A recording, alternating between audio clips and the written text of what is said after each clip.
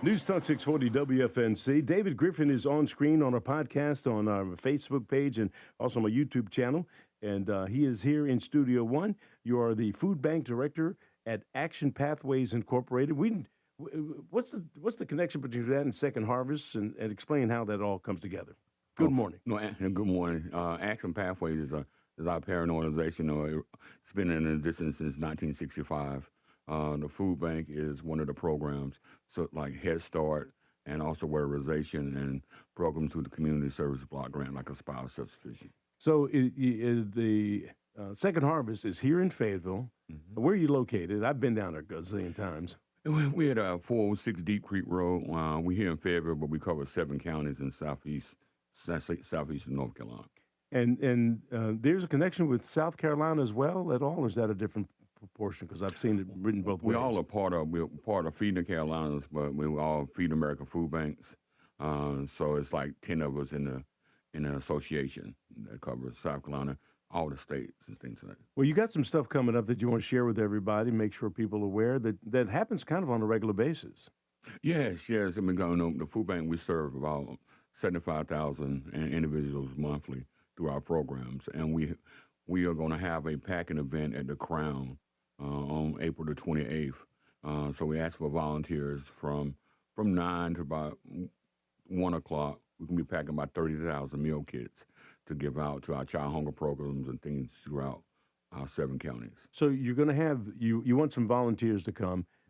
They don't have to come with groceries or anything. You need some hands. We just need hands and bodies. That's all we need. Right. How does the food get in there, and where does that food come, and how does that all work? Well, we actually purchase that food through assistance that we go out and fundraise and things of that nature, and we're going to bring it out to the Crown, probably about 20, 30 pallets, and the different products, and make it up the bags. And give us an idea of some of the products that make up the bags that people are going to get. It's just like one of the key components is we have a program through our child hunger, the backpack program. And we might have milk, you might have some pop can kind of foods that people can eat that are nutritious, cereal and things of that nature. Well, it's easy for a child on a Friday, and they'll have anything on the weekend to eat. You know, I've been out there at the location out there in Deep Creek, and you see a church come with a pickup truck, and then there's a forklift, goes in the warehouse and comes out and gets a pallet. And I'm sitting there thinking, man, I mean, we just don't understand that you don't have to go to some third world country around the world in order to find people in need of food. And you deal with this every day. It is, and when you look at our area, there's 139,000 individuals who are food insecure, I mean, not having access to food, and that is about 17.9%.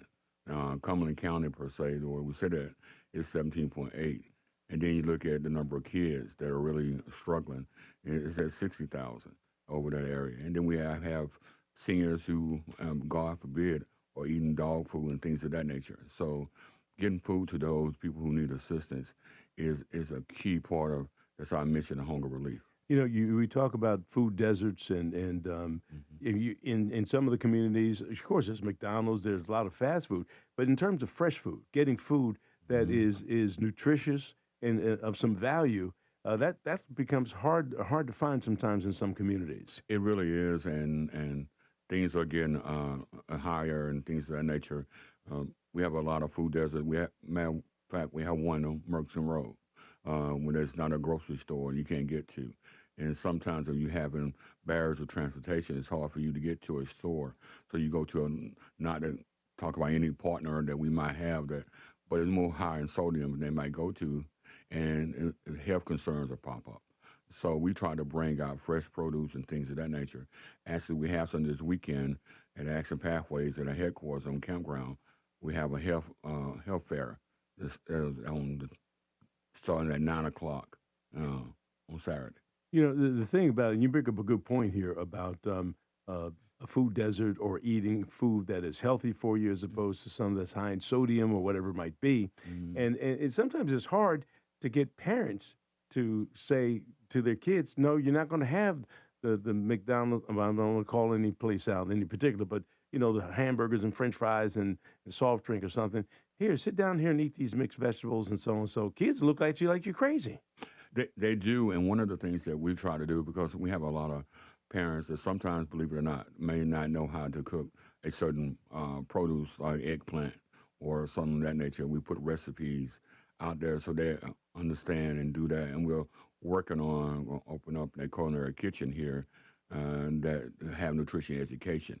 So we can teach those families, hey, this is how you meal prep. This is how you do different things to really enhance your kids' lives. Well, the things have changed. And say I'm 70 years old, and so I grew up in the 60s.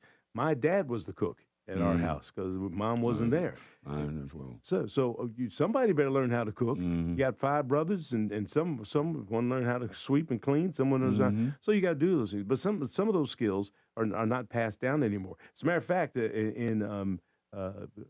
because Penn Treaty Junior High School, they switched in Philadelphia. When we were coming through, the boys ended up taking home economics, and the girls took wood shop. And so that was an interesting switch. And so I learned how to cook some things when I was in junior high school, in addition to being home. And so the school systems can even play a part in the education of nutrition in the classroom to a certain extent. Any work on that? Yeah, I mean, we definitely, that's one of the things that we're trying to work towards, trying to get with the kitchen and talk to, partner with these school systems. We have a very good relationship with Cumberland County schools and other schools in our area that we do our school pantries through and things of that nature to try to enhance their ability to provide for students. It's like A.B. Wilkins High School here in town has a lot of young parents that go to high school, believe it or not, and might not know how to do certain things. And so we try to provide for them and try to do things that can really enhance their ability. Well, Dave, it's always good to have you here. I don't want time to run out on you. If you have other things that you want to let folks know that are happening at the food bank, Second Harvest Food Bank, that's coming up. Any other things you'd like to share? I do want to keep everyone save the date. May 9th is the Letter Carriers Food Drive. You will get your cards in the mail. They're going to tell you how to put your food beside the mailbox. The letter carriers will pick it up and take it back to the post office, and then we will pick it up from the post office and do that. And we have like a 100,000-pound goal this year to try to really enhance our ability to give food to those needing assistance. Now, David, I know you've been over there for years. How long have you been at Second Harvest? I've been off and on. It seems like I go and I leave about 20 years. Yeah. It's been a great experience. Well, you have done some good work for folks in our community right now. On average, how much food would you think you give out in a year? We give out between 14 to 18 million pounds. And does it cost people who come any money at all, or how does that work? No, it doesn't cost our clients any money to eat the food. We work through a network of partner agencies, churches, soup kitchens, faith-based organizations. We have like 160 that pick up directly from us and then take it to their local community. Because we believe it works better that if you're in your local community, you know this person, they are more willing to come and get the food from them. So we have like 160 agencies that come pick up directly. And we also do some direct distributions.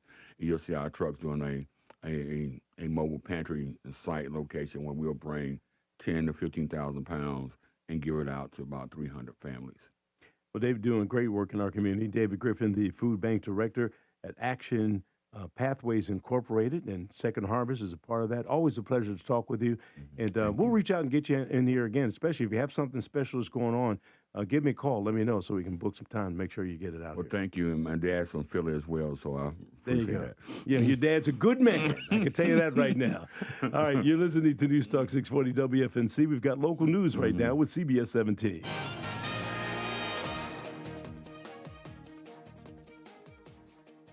Good morning from the CBS 17 newsroom. I'm Bill Young. A child is dead, another hurt after they were hit by a car in Fayetteville. Deputies say it happened just before noon yesterday on Mena Drive. An 18-year-old turned the corner and hit 2 children in a toy car being pulled by their parents. The 2-year-old and 4-year-old were taken to the hospital where the 2-year-old died. Deputies say the driver stayed on the scene. He is in the hospital. Charges are pending. An 18-year-old woman from North Carolina is accused of taking part in a conspiracy to attack a synagogue. Angelina Hicks being held in jail on a $10 million bond. She was arrested Wednesday along with 2 other men. According to warrants, she wanted to drive through a synagogue to kill as many Jewish people as possible. A former police officer from Central North Carolina is under arrest, accused of planning a mass shooting at a jazz festival in New Orleans. Deputies in Florida tracked down Christopher Gillum using a license plate reader. They say they found 200 rounds of ammo inside his Florida hotel room. Gillum worked as both a police officer and a non-sworn position in Chapel Hill, and also as an Orange County sheriff deputy. Low-cost drones that can take down enemy drones in midair are being tested at Fort Bragg. The Army tested a new prototype called Bumblebee version 2. It's designed with more cameras and sensors than the original model the Army is using. Military leaders say the goal is simple: stop aerial threats without using missiles that can cost hundreds of thousands or even $1 million per shot. From the CBS 17 newsroom, I'm Bill Young. Today will be mainly sunny with a high of 90. Overnight will be mostly clear with a low of 62. Saturday